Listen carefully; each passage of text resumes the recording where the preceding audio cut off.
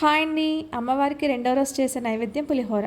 ముందుగా ఒక గ్లాస్ బియ్యానికి 2 గ్లాసులు నీళ్లు వేసి మీడియం ఫ్లేమ్లో 4 విజిల్స్ వచ్చే వరకు కుక్కర్ పెట్టుకోండి. నెక్స్ట్ పెద్ద నిమ్మకాయ సైజంత చింతపండుని వేడి నీటిలో నానబెట్టుకుని పక్కన పెట్టుకోండి. నెక్స్ట్ ఆవపిండి తయారు చేసుకోవాలండి. దానికోసం అల్లం, ఎండుమిర్చి, ఆవాలు, కొద్దిగా ఉప్పు వేసి మెత్తగా గ్రైండ్ చేసుకుని పక్కన పెట్టుకోండి ఆ పేస్ట్ని. నెక్స్ట్ ప్రెషర్ తగ్గాక కుక్కర్ ఓపెన్ చేసి ఆ రైస్ని వేరొక బౌల్లో తీసుకుని చల్లార్చుకోండి. నెక్స్ట్ వేరే కడాయిలో కొద్దిగా మెంతులు, ఆవాలు, కరివేపాకు వేసి ఫ్రై చేసుకుని చింతపండు రసాన్ని వేసి అందులో కొద్దిగా ఉప్పు, బెల్లం కూడా వేసుకుని బాగా కలుపుతూ ఉండాలండి, అడుగు పట్టకుండా. చింతపండు కొంచెం దగ్గర పడ్డాక ఆవపిండి పేస్ట్ని వేసి బాగా కలుపుకోవాలండి 1 నిమిషం పాటు.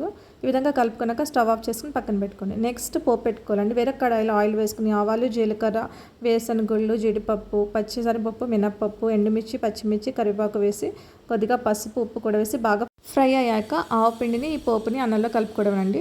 ఫైనల్గా మనకి పులిహోర రెడీ. వీడియో నచ్చితే సబ్స్క్రైబ్ చేసుకోండి ఫ్రెండ్స్. Thank you.